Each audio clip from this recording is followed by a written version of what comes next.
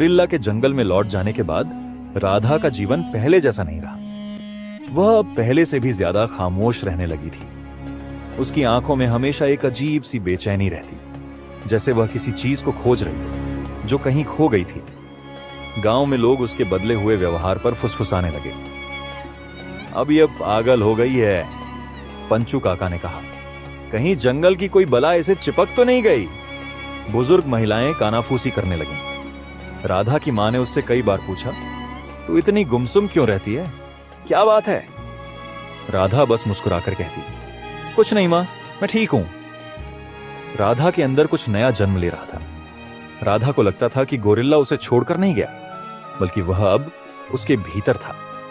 उसका प्रेम, उसकी शक्ति, उसकी जंगली स्वतंत्रता, सब कुछ राधा के भीतर किसी बीज की तरह पल रहा था। एक रात जब पूरा गांव सो रहा था, राधा अचानक जागी। उसके भीतर कुछ हलचल महसूस हुई। ऐसा लगा जैसे कोई उसके भीतर सांस ले रहा हो, कोई नया जीवन आकार ले रहा हो। उसने अपना पेट छुआ और धीरे से फुसफुसाई, राजा, तुम मुझ में हो। राधा की मां को जल्द ही शक होने लगा कि कुछ अजीब हो रहा है। उसकी चाल धीमी हो गई थी।